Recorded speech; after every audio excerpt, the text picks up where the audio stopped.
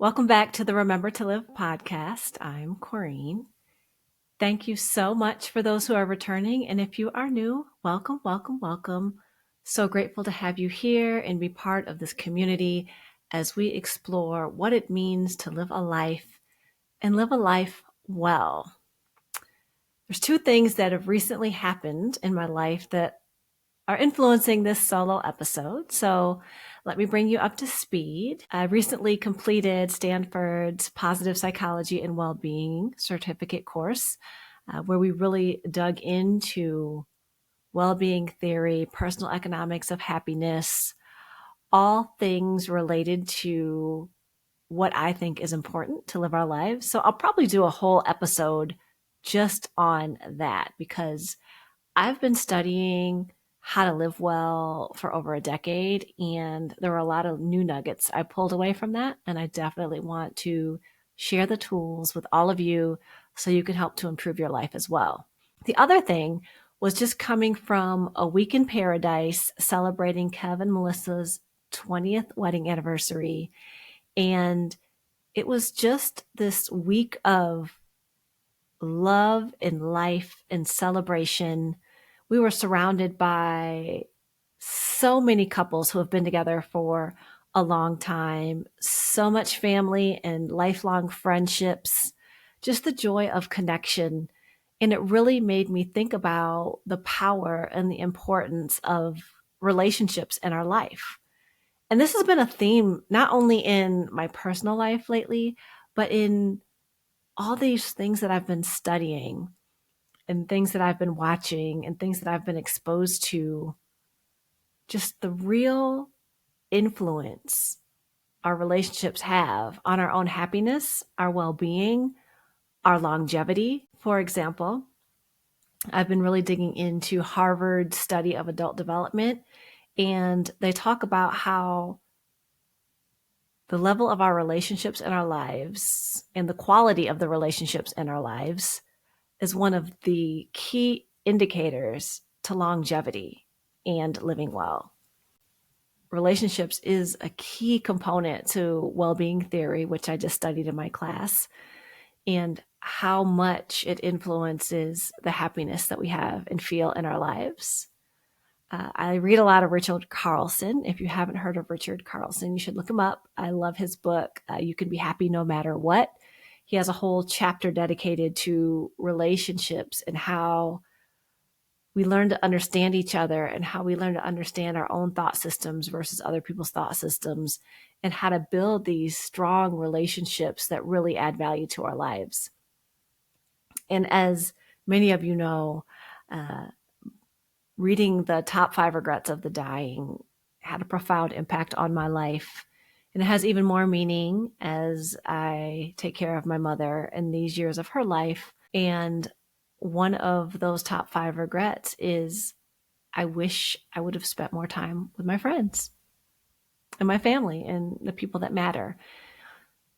And so after spending a week just immersed in relationships and connections and love and life, I wanted to talk a little bit more about how we prioritize relationships in our own lives. I realized I didn't have a ton of examples growing up of long-lasting relationships that were healthy and loving. I had examples of a lot of codependency, but there was this idea that you couldn't have a long-lasting, loving relationship, that relationships had to be hard, that after a while you're just kind of in it to pay the bills, and that's just not the truth. I think that our relationships are based on the intention that we put in. Yes, there's work. Yes, there's going to be peaks and valleys as with anything in life, but this past week has shown me that not only is longevity possible, but when two people commit to each other and grow together, how beautiful it can be. And just being surrounded by that, by these amazing relationships and by so much Black love, when there's so many stereotypes about what Black relationships look like and negative images of Black fathers and Black men, and just spending a week with nothing but strong Black men in these beautiful relationships was very inspiring. And it really made me think about how many of us, through a desire to protect ourselves and to not feel pain, block ourselves from having not only the types of romantic relationships, but the types of friendships that will add value and longevity and well-being to our lives. How many of us put up these walls and these boundaries based on lived experiences, and they just stay there?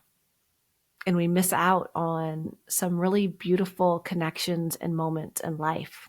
I know I've done a lot of work with my own boundaries and my own trust. And though I am blessed to have lifelong friendships where they are my chosen family, I also know that we can take it for granted.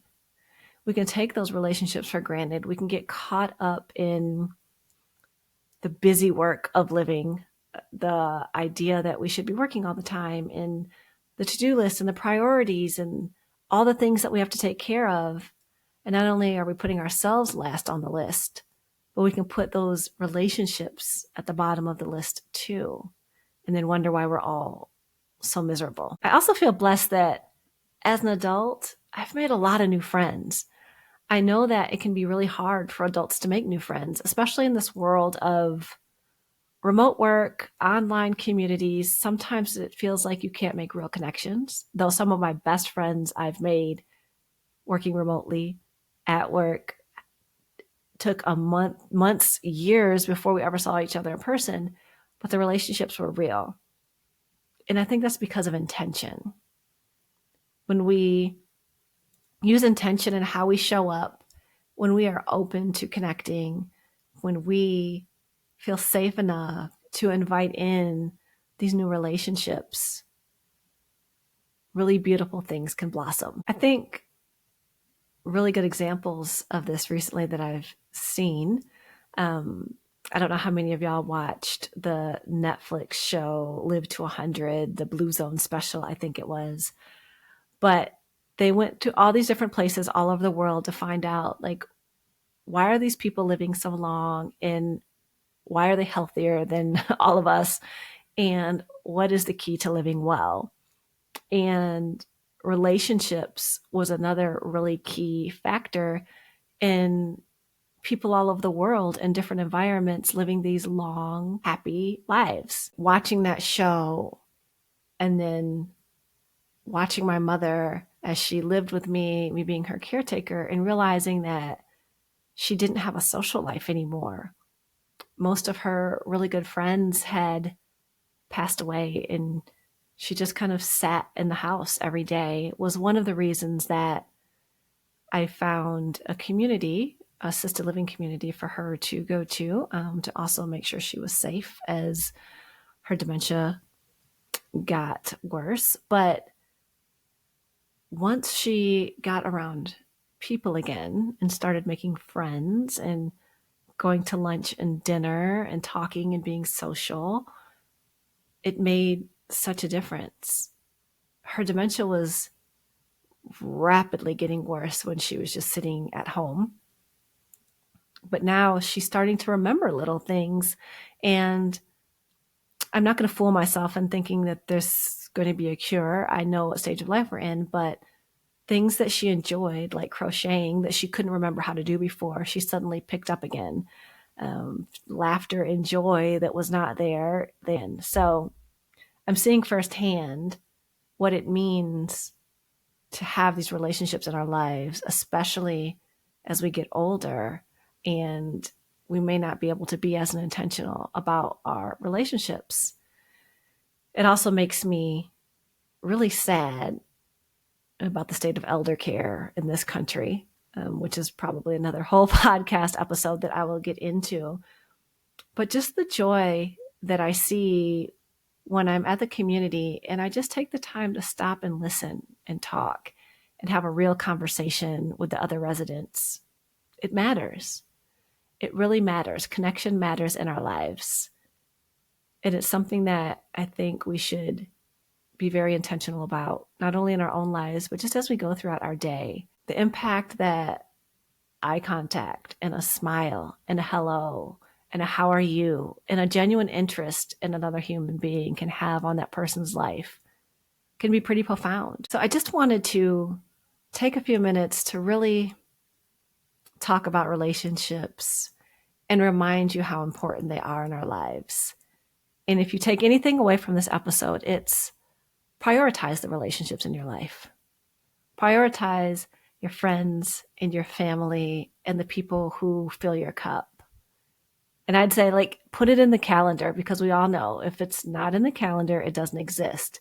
But put that social time and that connection time in your calendar and hold it as sacred as you do those work meetings, because the work meetings are not what's going to help you live well. Those moments that matter with the people that matter will. But also make time to get out and meet new people. Find your tribe. Build new relationships. The world is filled with interesting people who want to connect with you. And you never know what that connection and that relationship might lead to. It may just be the relationship that changes your life. So I'll keep this one short and sweet. Get out there and spend some time with the people that you love. And remember that relationships really, really matter. Until next time, remember to live.